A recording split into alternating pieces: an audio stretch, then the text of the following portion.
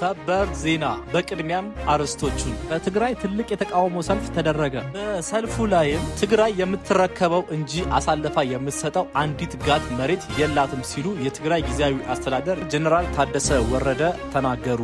ፓኪስታንና አፍጋኒስታን ወደ ሙሉ ውጊያ መግባታቸውን፣ በህወሓትና በፌዴራል መንግስት መካከል በቀጣይ ወር ግጭት ሊቀሰቀስ እንደሚችል የአሜሪካው ተቋም አስጠነቀቀ። ጎግል ምስሎችን በከፍተኛ ጥራትና ፍጥነት የሚያመነጭ ናኖ ባናና 2 የተባለ አዲስ የኤአይ ሞዴል ይፋ አደረገ። ኢትዮጵያና ጅቡቲ በዶራሌ ወደብ ላይ ያላቸውን ትብብር ለማጠናከር ተስማሙ። በቅድሚያም በመቀሌ የተቃውሞ ሰልፍ ተካሄደ። ትግራይ የምትረከበው እንጂ አሳልፋ የምትሰጠው አንዲት ጋት መሬት የላትም ሲሉ የትግራይ ጊዜያዊ አስተዳደር ፕሬዝዳንት ሌተናል ጀነራል ታደሰ ወረደ ባስተላለፉት መግለጫ በትግራይ ህልውና እና የማንነት ጥያቄ ላይ ምንም አይነት ድርድር እንደሌለ አሳስበዋል። በትግራይ ህዝብ ታሪክ ውስጥ እንደተረጋገጠው ህዝቡ የፖለቲካ አመለካከት፣ የሃይማኖት እምነት፣ የእድሜና የጾታ ልዩነት ሳይበግረው በህልውናው ላይ የሚመጣን ማንኛውንም ብሔራዊ አደጋ በአንድነትና በጽናት የመመከት ብቃት እንዳለው ገልጸዋል። በትግራይ ህልውና ላይ የሚመጡ ኃይሎችንም አፎ እንደተነካበት ንብ በአንድነት በመነሳት ተአምር የሚሰራ ህዝብ መሆኑን አስገንዝበዋል። ፕሬዝዳንቱ አክለውም የፌዴሬሽን ምክር ቤት በቅርቡ ያስተላለፈውን ውሳኔ ተከትሎ የታየው የህዝብ ቁጣና ቁርጠኝነት ህዝቡ በራሱ የመወሰን መብቱንና በቀጣይነት ላይ የማይደራደር መሆኑን በድጋሚ ያረጋገጠበት ነው ብለዋል። የምዕራብ ትግራይ፣ ደቡብ ራያ እና ጸለምት አካባቢዎች አወዛጋቢ ተደርገው እንዲሳሉ የሚደረገው ጥረት ትግራይን የማዳከም ስልታዊ ሴራ መሆኑን የጠቀሙት ጄኔራሉ በታሪክም ሆነ በህጋዊ ሰነዶች ሲታይ ትግራይ የምትረከበው መሬት እንጂ ለሌላ አሳልፋ የምትሰጠው አንዲት ቅንጣት መሬት እንደሌላት ተናግረዋል። በመጨረሻም ሌተናል ጀነራል ታደሰ ወረደ በሀገር ውስጥና በውጭ ለሚገኙ የትግራይ ተወላጆች፣ ለፖለቲካ ድርጅቶች መሪዎች፣ ለጸጥታ ኃይሎችና ለሲቪል ሰራተኞች ላሳዩት የተቀናጀ የትግል መንፈስ ያላቸውን አድናቆት ገልጸዋል። አሁን የተጀመረውና የተቀናጀው የህልውና ትግል በሁሉም መስክ ተጠናክሮ እንዲቀጥል ጥሪ አቅርበዋል። ይህ ወቅታዊ መግለጫ በትግራይ ክልልና በፌዴራል መንግስቱ መካከል ያለውን የድንበርና የማንነት ውጥረት ይበልጥ አጉልቶ አሳይቶታል።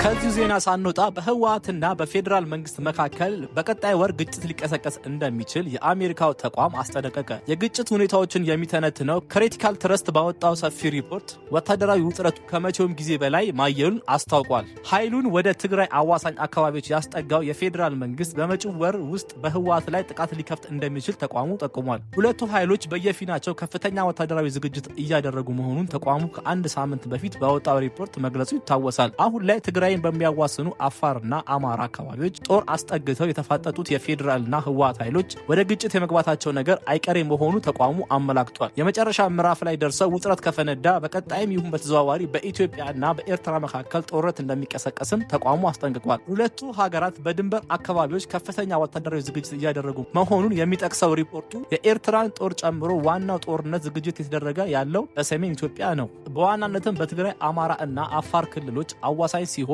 የኤርትራ ጦር ትግራይ ክልል ገብቶ ከህወሓት ታጣቂዎች ጋር በጋራ የተንቀሳቀሰ ነው ብሏል። የኤርትራ ወታደሮች ከአዲግራት እስከ ተንቤን ድረስ ዘልቀው መግባታቸውን የአይን እማኞች ጠቅሶ ኢትዮጵያ ኢንሳይደር መዘገቡ ይታወሳል። በኢትዮ ኤርትራ መካከል ጦርነቱ ከተቀሰቀሰ እንደ ሳውዲ አረቢያ፣ የተባበሩት አረብ ኤሚሬትስ ያሉ የባህረ ሰላጤው ሀገራት እንደሚገቡበት ተቋሙ በሪፖርቱ አስጠንቅቋል። እንዲሁም ከኢትዮጵያ ጋር ውጥረት ውስጥ የምትገኘው ግብጽ እና በቀጠናው እያንዣበበች የምትገኘው እስራኤል እጃቸው ማስገባታቸው አይቀሬ መሆኑን አመላክቷል። 11ኛ ሰዓት ላይ የደረሰውን ውጥረት ማስቀረት ካልተቻለ እስራኤልና አረብ ኤሚሬትስ ከኢትዮጵያ ጎን ሲሰለፉ፣ በአንጻሩ ሳውዲና ግብጽ ከኤርትራ ጎን ሊሰለፉ እንደሚችል ትንበያው አስቀምጧል። እነዚሁ ሀገራት በሱዳን ጦርነት ውስጥ እጃቸው ያስገቡ መሆናቸውን ዳግም ስጋቱን ከፍ አድርጎታል። ከዚሁ ከትግራይ ክልል ሳንወጣ በትግራይ ክልል አዲስ በተፈጠረ ውጥረት ምክንያት የንግድ እንቅስቃሴ የለም በሚባል ደረጃ ላይ እንደደረሰ የክልሉ ንግድና ዘርፍ ማህበራዊ ምክር ቤት ተናገረ። ምክር ቤቱ የትግራይ ከተሞችን ለቀው ወደ አዲስ አበባ የሚፈልሱ ነጋዴዎች ቁጥር በእጅጉ እየጨመረ ነው ብሏል። የምክር ቤቱ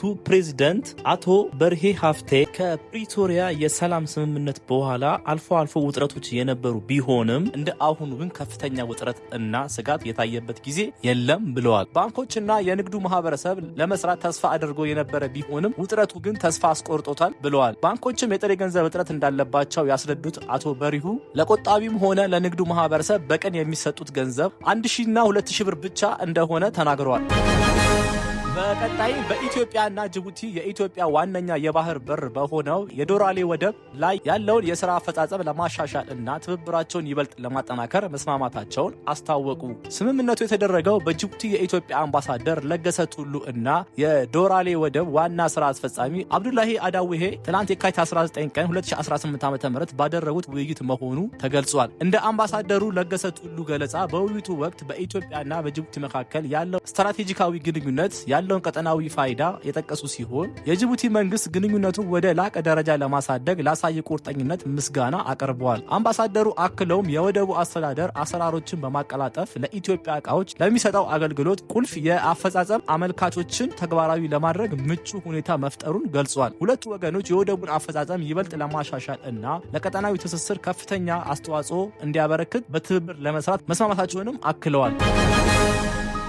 የፓኪስታኑ መረጃ ሚኒስቴር አጣሁላ ታራር እንደገለጹት የፓኪስታን አየር ኃይል በአፍጋኒስታን ግዛት ውስጥ ባካሄደው የአየር ድብደባ 133 የታሊባን አባላት ሲገደሉ ከ200 በላይ የሚሆኑት ደግሞ ቆስለዋል ብለዋል። ሚኒስቴሩ የክዋኔውን ዝርዝር አስመልክተው በሰጡት መግለጫ በጥቃቱ የቡድኑ 27 ወታደራዊ ይዞታዎች የወደሙ ሲሆን 9 የጦር ሰፈሮች፣ ወታደራዊ ዋና መምሪያ ቤቶች፣ የጥይት መጋዘኖችና የሎጂስቲክ ማዕከላት በፓኪስታን ቁጥጥር ስር መዋላቸውን አስታውቀዋል። አክለውም የአየር ድብደባ በዋና ከተማ ካቡል በቃንዳሃር እና በፓክቲካ ግዛቶች ውስጥ መሆኑ ሚኒስትሩ ጠቁመዋል። ድብደባው የተካሄደው የፓኪስታንን ብሔራዊ ደህንነት ለመጠበቅ እና ከአፍጋኒስታን ምድር የሚሰነዘሩ ስጋቶችን ለመመከት እንደሆነ እና ጥቃቱ የተመረጡ ወታደራዊ ኢላማዎችን ብቻ በከፍተኛ ጥንቃቄ የመታ መሆኑንም ሚኒስትሩ ገልጸዋል።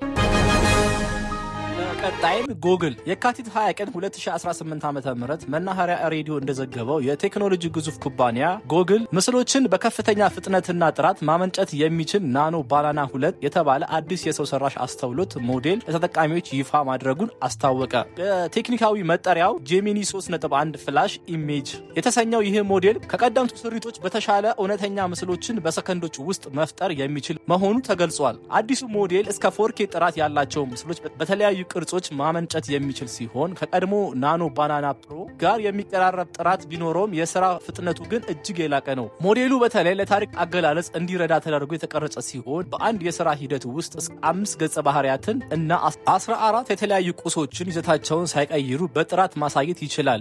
ይህም ተጠቃሚዎች ዝርዝርና ረቂቅ ትዕዛዞችን ፕሮምፕትስ በመስጠት የሚፈልጉትን ምስል በትክክል እንዲያገኙ ያስችላቸዋል። ጉግል በዚህ ሞዴል አማካኝነት የሚፈጠሩ ሁሉም ምስሎች የኤአይ ውጤት መሆናቸውን የሚጠቁም የዋተርማርክ ምልክት እንዲኖራቸው አድርጓል። ኩባንያው ቴክኖሎጂውን በ140 አገራት ውስጥ የሚገኙ ተጠቃሚዎች በኮምፒውተር እና በሞባይል ስልኮች ተደራሽ ማድረጉን ገልጿል።